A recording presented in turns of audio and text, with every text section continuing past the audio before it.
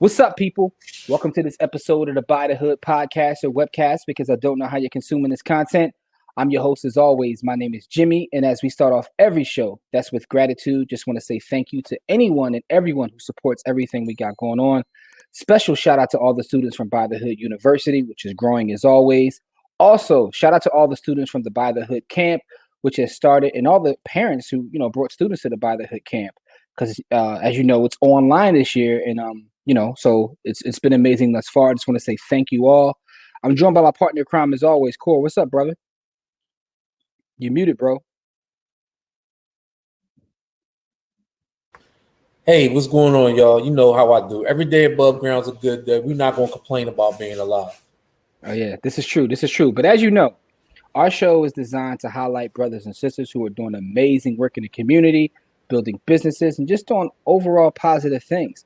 The sister that we have who we're here with us now is an attorney, community activist, entrepreneur, anything you want to. She's doing a lot of things. But she has a lot of things that I absolutely have to talk to her about. We did an event together, and she said some things that, and her vernacular is just amazing. I got to tell her that before we bring her on. But we're joined by Shabrei. Shabrei, what's going on? Shabrei Parker of, Everyday Esquire. How are you? Hello. Hi, gentlemen. Hi, listeners, for having me. Yeah. Listen, like I said, when we did the event, I said I got to get you on the show because some of the things you talk about just aren't conversations that we have in our community, but they are important. As you know, our sister Courtney always talks about trusts and wills, but you even started talking about other things, and we'll get into that. We'll get into other ways that we have to prepare to protect our wealth. But I want to start with your story. Where are you originally from? What was your upbringing like, and what schools did you attend? Okay, so I am Shabrei, y'all, like Shabrei, like the cheese, and I'm a Philly girl, born and raised. I've lived here all of my life. I It's so funny. The questions about like what schools I've gone to is like one of the funniest things about my background. For a number of reasons, I moved around a lot. So as a kid, I went to a number of different elementary schools. So people always ask me what neighborhood I'm from. I'm always like, oh, a little bit of this, a little bit of that. But I am a very, very proud graduate of Central High School. 262. Whoa! Okay. Hey, y'all, Lancers are everywhere. So I'm proud to be a Lancer among Lancers. There you go. And then as a true Philly girl, I went to Millersville for undergrad. I went to Drexel for law school, and then I got my master's at Temple. So Philly girl, she is me. I am her. Nice. First and foremost, I just gotta say, I gotta salute you because I went to law school as well, and I still have PTSD from the Socratic method. So anybody that has been through it, I always give you guys credit because I still wake up in cold sweats dealing with that. But anyway, it's definitely an experience. but with that being said, though, when you went to law, was your intention always to be an attorney, or how'd that come about? No, it's funny. I did not always want to be a lawyer. Honestly, I grew up here again, right? Like I wanted to be a news anchor. I kind of wanted to be Renee Chenault, but I wanted to be an anchor on the news. And then I remember talking to some communication students about like how you become an anchor. And we were talking about like how people get sent off to those little towns and you see them on the side of the road and like the bloopers getting blown away in the snow or the rain. It's like, okay, all right, that's not for me. I'm not going to Arkansas because that's what my mind told me was going to happen. I was going to get sent to Arkansas and I was going to blow away in a tornado. So I said, okay. Well, where are my strengths? I was already an English major. And so I thought to myself, well, what are my strengths? And my strengths are in speaking and education, in debates, in reading and in writing. I've always been a better communicator in writing anyway. And so I started to think, well, what careers does that work for? Okay, maybe I'll go to law school. So I was I think a sophomore, I think it was a sophomore in college when I was like, okay, law school, that's the thing we're going to do. We could do that. We could definitely do that. And I'm glad that I made that choice. Nice. Most days. So do you specialize in any specific, well, I know that you deal with trust estates and everything. Is that your specialty or? So, those pesky people at the discipline board are going to insist that I tell you that you can't specialize in Pennsylvania. However, I do happen to focus my practice in the areas of legacy and estate building. What that means is that I help people with their estate plans, help them with their business plans and their business development. We do their trust planning. We do some estate administration, as well as family planning, business planning. So prenups are part of your estate plan, just like operating agreements are. Because, well, prenups are prenups in real life, operating agreements are prenups in business. So my practice is a practice that is focused on growing your legacy, making your everyday mean something for the people who you're doing it for. People got a why. I want to make sure they have a how, a when, a where, and a what too. So how did you get into that, specific, like what was it about that drew you there? So when you practice law, there's so many parts of the law you could practice, right? How did you get into that field? So it's funny. My practice happened to me. I did not choose it. It chose me. One of my very first cases out of law school, my very first private cases, was a close relative, and they had been intentionally or not intentionally left out of an estate administration, and they wanted somebody to help them. So one of my very first cases for their actual inheritance rights, an evil stepmother. Then shortly thereafter, I had another client who needed to have a will contest. He needed his sister had done some really deceptive tactics that we needed to deal with. And so it just sort of snowballed that way. Mm-hmm. Now I didn't wake up one day and say, "Hey, I see dead people. I'm going to do dead people." No, no, no, no. That's not how it happened. And in large part, my practice is the dead people are the minimum. Most of them, everybody's alive. We're planning to live a long life. We're just planning to have money the whole time, planning to have things the whole time. But again, I did this practice it develops alongside other areas, because what I can see is that there is a need for it. Everybody has an estate, so everybody needs an estate plan, and I can't do everybody's plan, but I can put everybody that I can reach on notice of the need to do a plan. So this practice was born out of necessity. Black lawyers are really important, and the trust and estate space is just as important as the criminal defense space, or as is the judiciary or the law school professors. Um, Being in this space is one that allows me to talk to everybody about everything. We want to talk about planning for the $1 million you have, or planning for the $1 million you hope to get. Let's plan it all.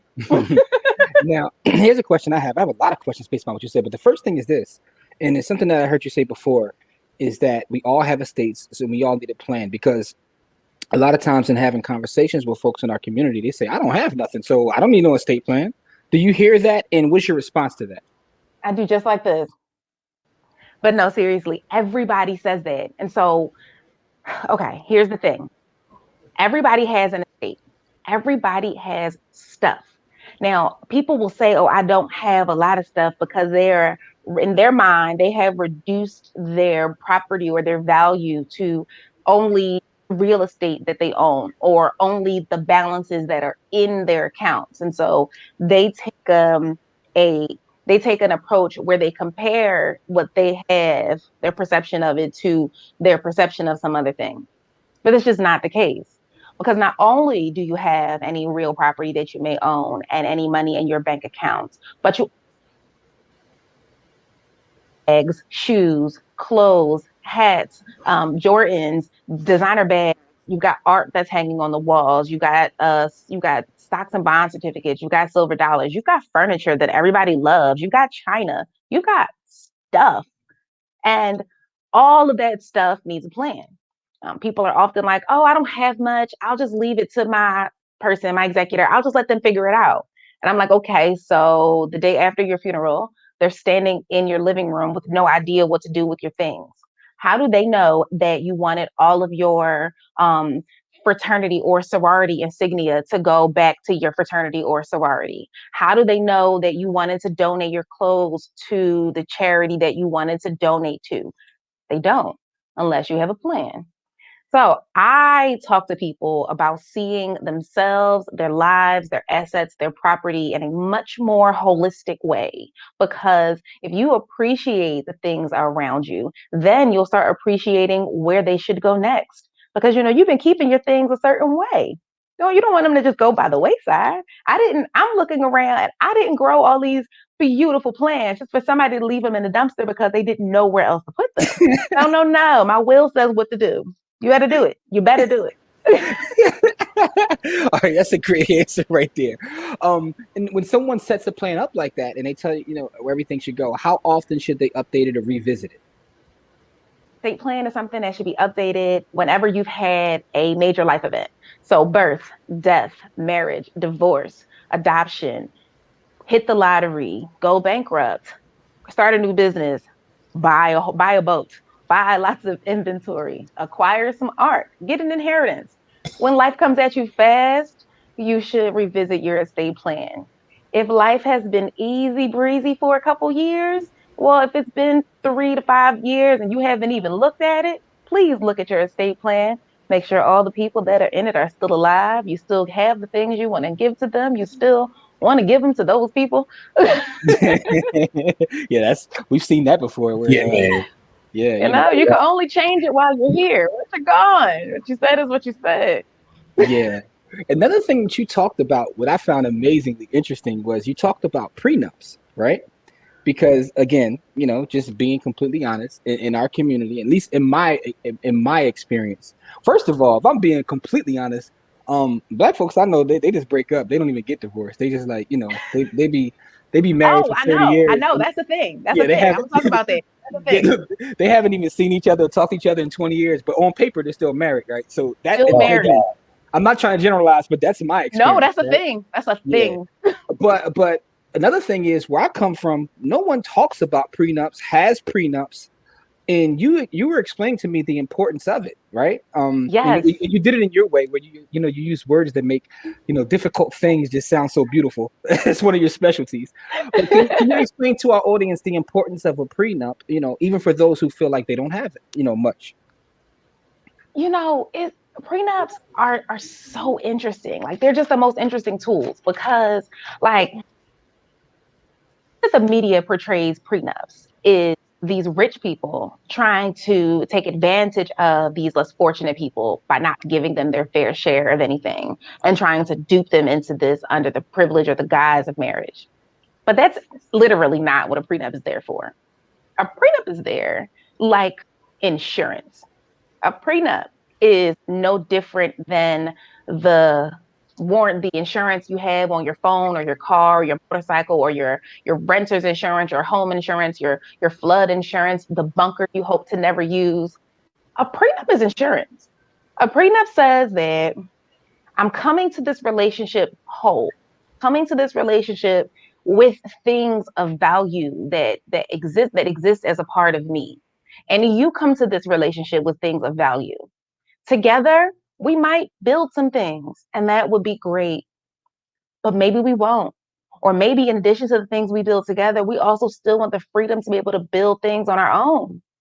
A prenup says, I get to be free to love you without having to worry about what of my things each year makes me beholden to you. So you don't ever expect to crash your car. You don't expect to crack your phone. You don't expect to do any of those things. However, when your phone gets ran over by a car, because it actually happened to me early on a Saturday afternoon, one weekend when I had a lot to do. But if you don't expect your phone to get ran over by a car, but you are very, very grateful when you have the insurance policy that covers it, you should really, really rethink what you think about a prenup. A prenup says, I've been working, I got these degrees, I got this master's, I also got these student loans, and you got those student loans. And well, I own this property and you own that one. And the one we buy together is going to be ours. But the things that we only have in our names is just going to be ours. You want to know why? Because we know at the beginning when we're all in love, we're all happy. We know now what we think is fair to decide on the way out. And then then the thing that I like the most about them that even sort of addresses the people who are just completely freaked out about it and think it's the most unromantic thing ever is that prenups can be tailored the way you want them to be. So one of the things I really like to talk about are sunset clauses. A sunset clause says, hey, we're going to do this prenup now today, but if we've been married for X number of years, maybe the numbers change. If we've been married for X number of years and we haven't filed for divorce, then cool, this goes away as if it never existed, right? So that protects your interest when you're worried that, well, you're going to get a divorce in 20 years and be bound to some number that you get to pick. You get to have an opinion about. You get to be thoughtful about. You get to decide your intentions. Again, at the time that everybody is happy and loving and just wanting the best for one another. Because, well, we all know all this fair in love and war and in the divorce, all bets are off. You avoid the nasty divorce, you avoid the bankruptcy, you avoid the financial tug of war, you avoid the stress and strife of the divorce proceedings.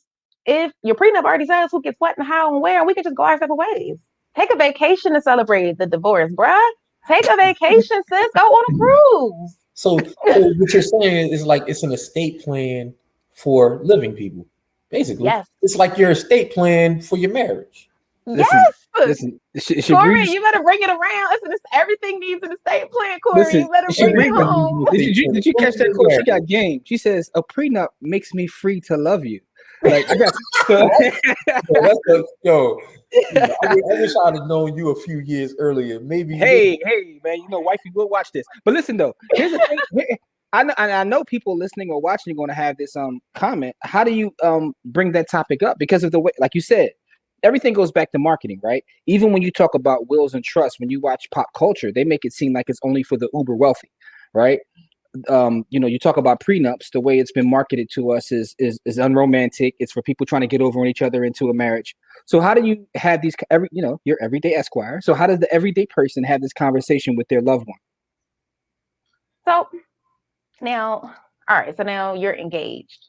I don't think you should wait until you're engaged to start having conversations about prenups because then it gets weird. People start wondering if you have ulterior motives, right? So we're dating. And the way we have a conversation about prenup is the same way we talk about any other component of our estate plan. And it's like, okay, so if we broke up, like, let's say we were sharing a house, would you move out or do you think I should move out? Or what do you think about bank accounts? Like, I have mine and you have yours. Like, should we have a joint account that we use for like house expenses? Like, when we decide how to co-sign on our loans, I think that like maybe we should consider how much each of us has in loans before we decide whose name to put on what. Because some stuff like, it might make sense to like sell this or keep that or move this around, we might get real rich and need to have different opportunities. Or, hey, so I was thinking that I was thinking about like how Tiger Woods and his wife, like Tiger Woods really lost everything. Like, I mean, yeah, he could have apologized or whatever, but that was just so messy. Why did he have to or insert person who wasn't with them shooting in the gym, or Drake? He was like, how's she even entitled to all of that? Like, I don't agree with that. I think that if we've been together for this amount, like I've been taking care of this, then maybe I'll continue to take care of that, but I'm only going to do it for this amount of time. And then you just have you're having a conversation. Like, it's a continuing conversation. You don't wake up one day with a prenup all worked out. Nah, you've been talking about it. Y'all been navigating how to get through and how to move forward because you're a unit, like you're a union, but you're still individual units. And we still gonna have family. Like, what happens when my grandma gives me their house? Like, when we get that, we might want to turn that into a rental. And well, maybe we don't want that to be yours because you still got, maybe you got a financial obligation. Maybe it's a judgment against you. Maybe it's a child support obligation. Maybe it's something else. So we don't want to put that in your name. Maybe we put that in an LLC. How do we own that? Like, it's a continuing conversation. Yeah. But you know what's crazy? What's crazy about that is what I've learned over the last couple of years is, and it's always weird to me, people aren't having those conversations. I just so scared. Yeah, I'm not even gonna put nobody's name out there. I just saw someone get divorced because one person wanted children and the other one didn't. And I was sitting there thinking, like, y'all didn't have this conversation while y'all were dating? Like, so, I mean, people aren't even having I'm not trying to turn this to a relationship show, but people aren't even having the basic conversations that you would think to even get to that point. Right. It is about relationships, though. Like, this is how you know what I mean? This is part of the relationship, because relationships have beginnings, middles, and ends, right? And so, the beginning of the relationship, when everything is lovey-dovey, like, Shabrei was talking about, is the time to talk about this stuff, because you don't want to get to the middle in the end and not have talked about any of this stuff, and then don't know where nothing is or how nothing's supposed to go. You just talk about how when your mother passed, how she had her affairs in order, how easy it made it to grieve, absolutely, and to do those kind of things. And so this goes along those same lines. Like, all right, if the love is lost at some point, now it makes it easier for us to do whatever we got to do as far as people are concerned, because we already had a plan for that if it came to that. So people don't ever want to think that their relationships are going to end, but we're people, and so things happen. And so I kind of agree with how Shabrei.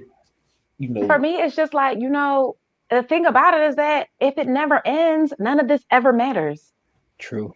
It literally doesn't matter. Like, it will be just like your kids' macaroni art from daycare. In 10 years, none of this will matter if it never matters. When it matters will be when it matters, and that's when we need it to matter. That's when we need our in love cells, because who knows which one or both of us has morphed into a different person at this point. Who knows what has been the catalyst for what's happening here? You want to know how hard it can be to get a divorce from an addict? You want to be stuck married to somebody? You want to be stuck split? You want to be stuck with someone with the liabilities of a person that they took out after y'all got separated because they never signed the divorce papers, but they either forged your name on a document or they just put their name on it, and the lien holder considers the spouse also an interested party, or you got to fight that. You got to pay lawyers to argue with people about how you haven't seen this derelict spouse in years. So all of this makes sense, but let me ask you this question: how difficult are these conversations for you when trying specifically to the prenup? Like, is it still a difficult conversation? Do you still have pushback from your clients? Like, like. Well, yes and no. I think I get the most. Sort of pushback when it comes to when I'm talking to like groups, because a lot of times it's their first time even considering a prenup as a real thing. Like, Black people don't do that, because it's a lot of things that they say Black people don't do. Black people go to therapy, we get estate plans, we do prenups. But so by the time people are consulting with me about a prenup, they usually just need to understand like what their rights are. Like, okay, so this person has this, but also has that. And I have this, but also that. What are we required to do? Where is our flexibility? What what are suggestions on how we could work this out? So I talked to couples about like what their plan is. Like, okay, is it that, like some of my families, there are known and sort of permanent income disparities.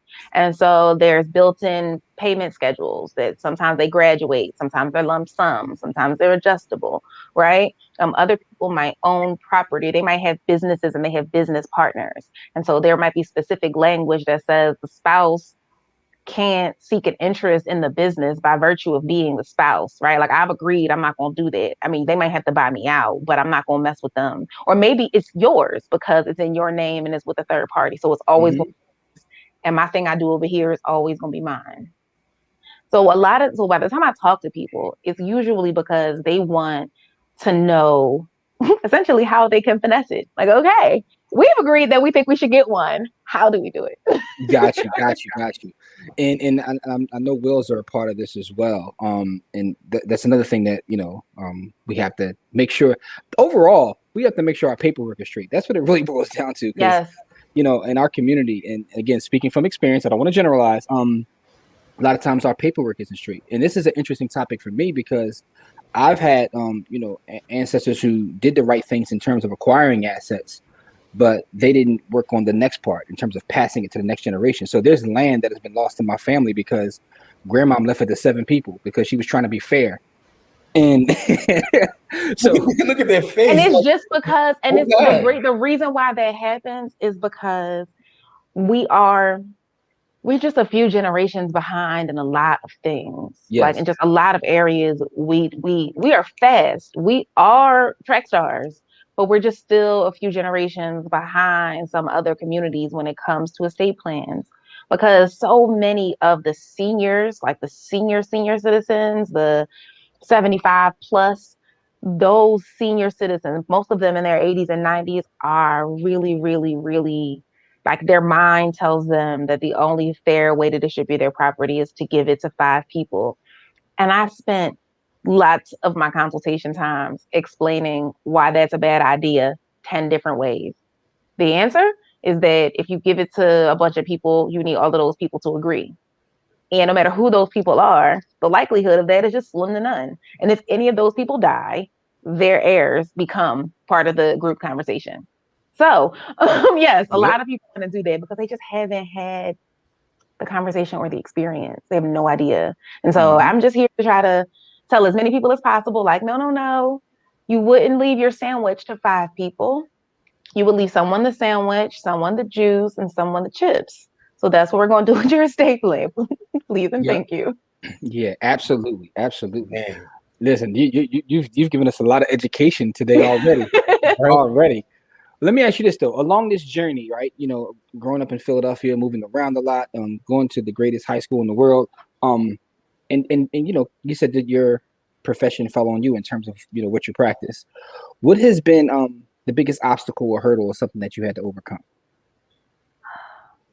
I don't want this to sound cliche, but money. Explain what you mean by that. I mean that, you know, and this is an area where you have to convince people that there is a problem or that there is an issue that they need to solve, that in order for them to want to proactively solve it. I am no different than most other Black professionals. So I have student loans. So it works on both sides. Like I understand the dynamic of needing to explain to parents and grandparents who have worked and sacrificed their whole lives that their estate has significant value, even if they don't consider it to have significant monetary value. Just as I talk to people who have a lot of money and no idea what to do with it. So I think that in the experience and in the exposure, that is generally like the obstacle that stands between who we are and how we get there. Like I always wish that I had like that I could have inherited country club memberships and things like that, because the rich conversations take place on the golf course and on the tennis course. It's cool now because now I can purchase my way in. I can earn my way in. But just generational wealth is a thing that we don't appreciate the value of. We can only see the lack thereof, or observe the benefits or the privileges of it.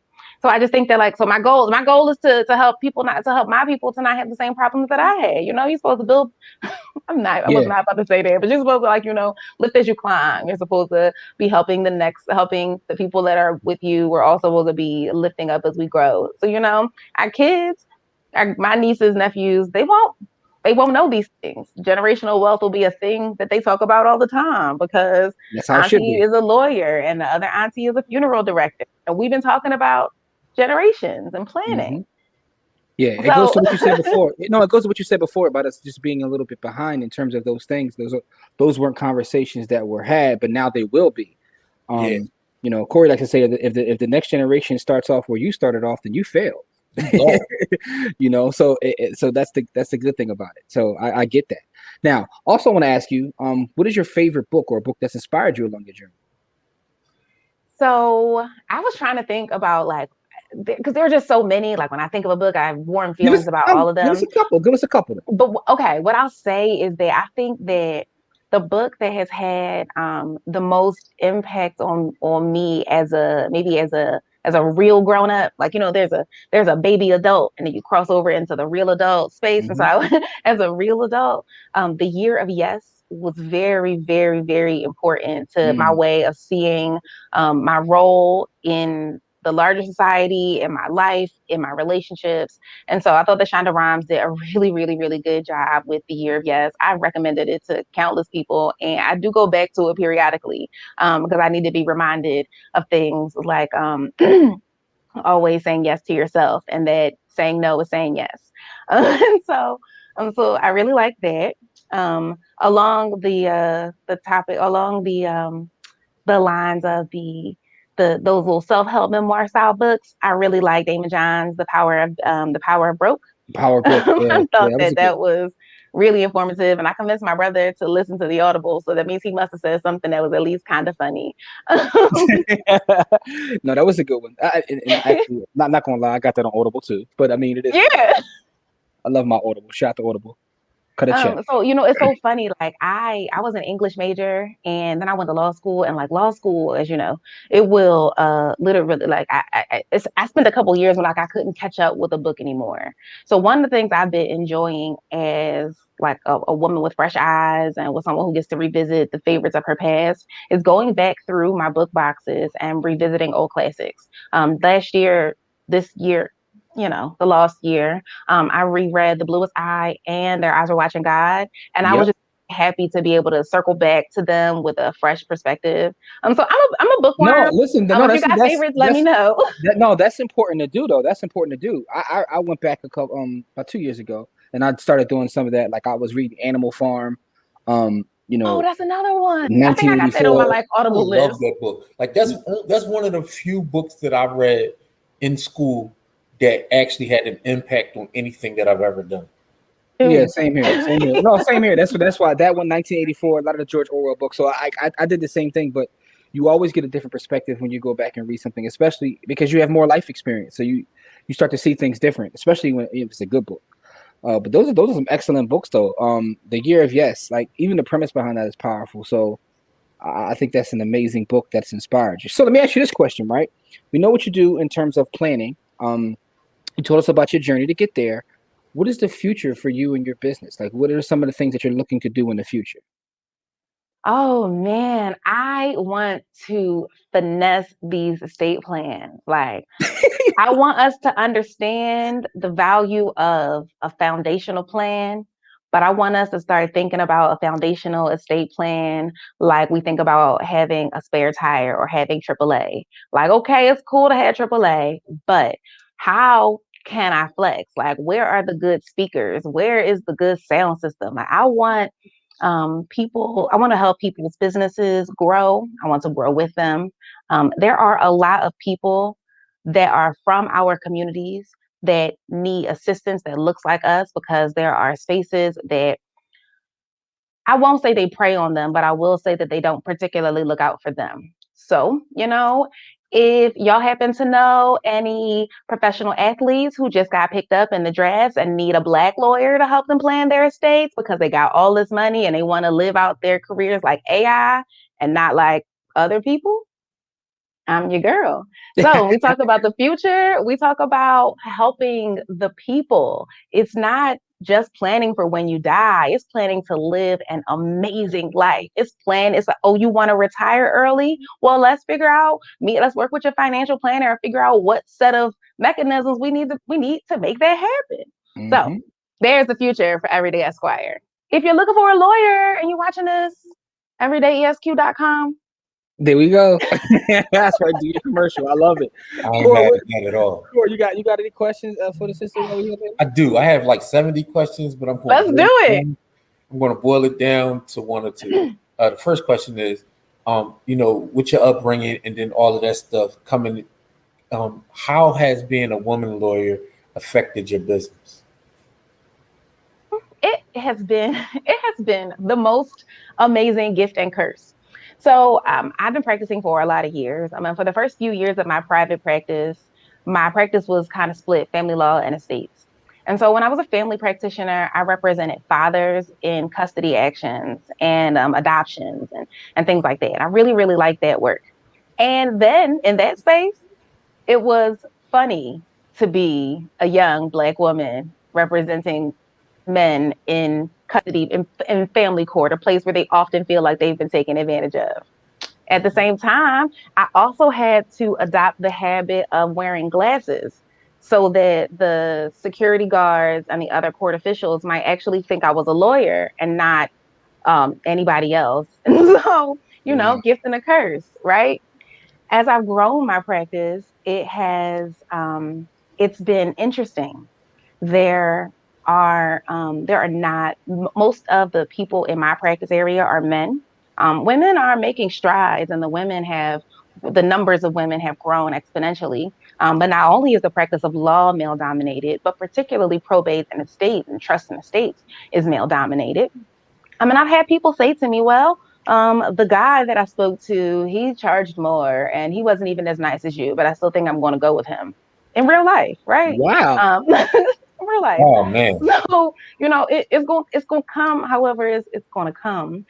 Before as many people who discount me because I'm a woman or because they perceive my youth because Blacks on crack, because of my perceived or of my gender. There are a lot of people who seek that out. Like they love a lawyer who makes them feel good about themselves, a lawyer who looks like them. Some of my clients have said like, "Oh, I look up to you," which is not something that I would encourage because I look up to my clients. You're like, this is an exchange of amazing energy, but it's been a gift and a curse. It's worked out for me. People like talking to me, I guess, because they like looking at me. They're willing to listen to what I've got to say. So it works that way. And I feel really happy about the space that I'm occupying, whether it's following in the footsteps of my mentors or it's showing my mentees what this practice can look like and not look like just what it looks like in their firms. It is what it is. It ain't like I can do anything about it. So I'm just gonna be a woman out here in this lawyer, just lawyering. No, because I asked that question because my mom was in the state. She worked in the state, but she worked as an accountant. And so, the other question I wanted to ask you is, you deal with a lot of death in the state. So, how does that affect how what you do and where you go? I'll be trying not to make it weird, like not to make it morbid when I'm working through people, like when I'm helping people work through their advance directive. Like, okay, it's going to be kind of weird, but this section applies to when you are brain dead in a permanent vegetative state. What would you like? Check here, check there. So I usually try to make light of that in the planning space. In the administration space, I'm a human, so I'm empathetic and I'm considerate, and it's usually very helpful for my clients that are experiencing a loss, they're experiencing grief, to be able to give over the legal requirements and not really have to worry about that, or to be able to give it to somebody else and only have to follow directions, not have to figure out which way to go. So I don't know. I try not to take it. Maybe it's that I don't. Maybe it's that I'm not really taking it literally all the time. I mean, that's not to say that some days it's not kind of sad because something sad happened or something really crazy happened or something happened in my own life that was way too close to what happened in my client's life. But generally, I try to make jokes so people feel light about it. They don't have to feel all heavy and morbid and nervous because we're not talking about nervous things. We're talking about money. No, it's true. I mean, you said I'm a human and I have empathy. I mean, I agree with you, but also I realize that some of y'all humans out here, y'all don't have no empathy. But that's another story for another time. You ever see somebody skip over the sentence that they're supposed to write in the email that says, "Well, I'm sorry for your loss" or "My condolences"? They just be like, "Okay, yeah, but are you going to like?" Yeah, that's like a bit much. Like, yeah, like come on, man. Have empathy. Have empathy. So listen, this has been amazing. I'm pretty sure that our audience has learned something from you because if nothing else, you guys, you gotta talk about them prenups. So at everyday ESQ, everyday_ESQ, can help you get situated with those prenups. I think that's an interesting conversation because as we talk about wealth building, we also have to talk about the planning, right? Whether that's tax planning, whether that's estate planning, just in terms of having all of our paperwork and everything together. Because it's one thing to create wealth, but we want to make sure that we keep it from generation to generation. Because that's the sad part. When you see someone do all the right things, what do they say? Within 3 generations, usually is gone, core. Yeah, 90% of wealth that's built in one generation, by the third generation, it's literally 100% gone. Yeah, and I wonder what So, that and number. right now we're on the precipice of the largest transfer, like the largest generational transfer of wealth, like maybe in history or maybe at least in the last century. And we're gonna have to plan so that we don't get left out. You know I what? say I all the do time, they're have. like burying your head in the sand don't exempt you from the consequences. Ooh, I do have another question for you. Well, you have you here because I'm huge in the digital currency space.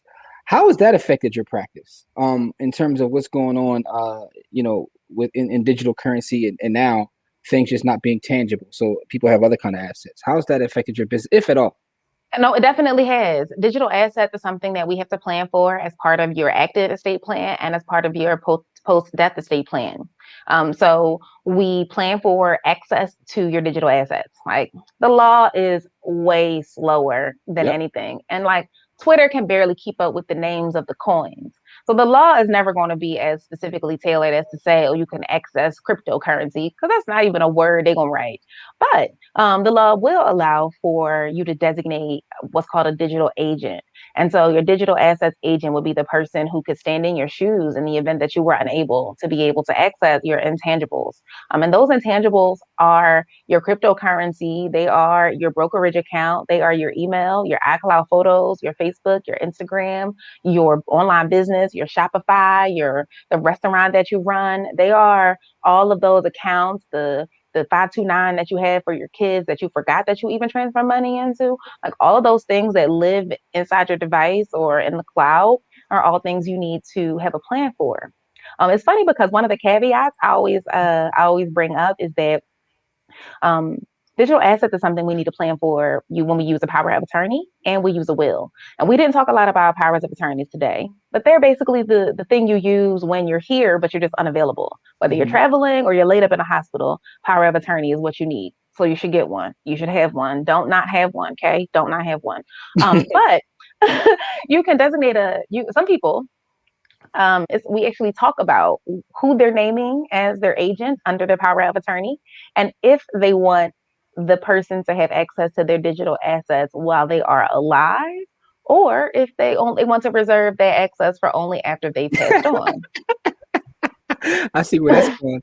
I never A thought power about of that. attorney is something you gotta be careful with. Yeah, I never Like thought people about have that. sold people's houses and done all sorts of things right up underneath of their nose. So you gotta be careful with your digital assets. Yeah, I never thought about that. Like, who gets my IG page when I go? I gotta go update my stuff. Like, Yeah, man. who thinks about that? I just saw a Twitter exchange where some people were lamenting that their friend's Facebook page had been disabled. You know, Facebook pops up with those memories 10 years ago, 15 years ago, 11 years ago. And this friend's page had been disabled. And now I don't know these people. It's Twitter. Yeah, But with the reason that happens is because you didn't name someone to be able to access it. Facebook, like everybody else's terms and conditions, say if it's not you, I don't have to give it to nobody. And then you just get stuck. And then you have to either hope you have access or hope they keep it up. Like, and how long they keep it or what they do with it depends. Gmail only keeps your email for a year and then it's permanently deleted. Um, Apple isn't required to keep your stuff for any particular period of time. They like, eek, we don't really know. Robinhood was like, we will follow the law, but the law might have you all hemmed up because you didn't have a plan in place. So yeah, so that's oh why yeah. it's So it has really affected. Yeah. important. So now you need a digital agent too. That's a whole other thing. I didn't, Yeah, So it man. is affecting your It's a business. lot. Okay. This is a lot, man. Like, Adulting is hard. yeah, man. Yeah, I figured. I got game. That's what I wanted to be an adult. When I was a kid, all I wanted to be was an adult. And now The that worst hood to I'm be in. right, I think that's the ghetto. name of this episode, Core. Adulting is hard. Yeah, Adulting is ultimately hard. ghetto Okay. as hell. Well, listen, Shabrei, first of all, I just want to say congratulations on all your success and everything you've accomplished thus far. Thank you. You are amazing and you're helping our community, and I think that's important. And we definitely want to highlight you and just say thank you. And thank you for your time as well. Oh, you're very welcome. You guys are doing what needs to be done, keeping the people abreast of the things they need to know. Appreciate And if they don't know, now they know, because y'all be killing it. Y'all be killing it. So keep up the good work, gentlemen. Keep it up. Thank you for having me. It's been such a pleasure. Absolutely. And we will put all your contact info as well as your website, your IG and everything. We'll put that in the description, as well as the show notes for those listening to the audio. So you make sure you get in contact with their, especially, for those prenups out there. You heard about them prenups, right? So listen, you need a prenup. You should have a prenup discussion. That living will, that power of attorney, all of it. Listen, man, Yes, a living will. You need a durable power of attorney. You need a healthcare, and you need a will as your foundational estate plan. And those are the three legs to your chair. I gotta see who I want to be my digital agent. I got some thinking to do. Who can be my digital agent? Gotta think it through. You gotta be careful with your agent designations. I've got a blog post that's coming out. It'll probably come out right around the time that this episode airs. Where I'm gonna be talking about the craziness surrounding don't you hate when you just completely blank on Nina Simone's estate? Just completely blank for a second. Oh yeah. There's been a lot of sort of craziness surrounding like what that looks like, what happened, and it illustrates a number of points about naming your people that I'm going to bring up. So hopefully the people who listen to this can find their way to my website to find it. I'm pretty sure you saw what just happened with DMX's estate, like or maybe about his fiance and how they told her F out of here. Yeah. And that's the person. People don't be updating their things. Sometimes the current girlfriend gets the boot. I mean, the current paramour gets the boot. Other times, no, baby. The ex is the one that's still named on the life insurance policy, and the ex takes a cruise. Don't pay for the funeral and don't give you no money, but because their name was still on the policy, they get a Gucci bag because. I've actually seen that happen to a client I had in the real estate sector, and got divorced, been divorced for years, was re-engaged and had children, whole new family, but never updated the policy. Was in an accident, unfortunately passed away, and ex-wife was like, I don't care about your new wife or kids, and it ended up in court. But nonetheless, update your stuff, folks. Yes, please. Please do, because I've had the fights get messy and expensive. And nobody eats except for you attorneys. Your attorneys are making all the money in the that's not how I want to get your money. I want to get your money because I laid you out a super fly new plan. I just created you a couple buckets that you about to just start dropping stuff into. Not because you didn't want to plan and now you show up like, it's all messed up. Can you fix it? Like, I'm gonna fix it. But come on, let me plan it. There you go. At least then I know where the loopholes are if I did it. There you go. So for the folks out there, please make sure you check out everything she's got going on. Look at the content that she creates around the space, because her work is very important. And for our folks out there, as we always say, it's not about how much money you make, it's about how much you keep. Game elevates, and we'll see you guys on the next episode. Peace.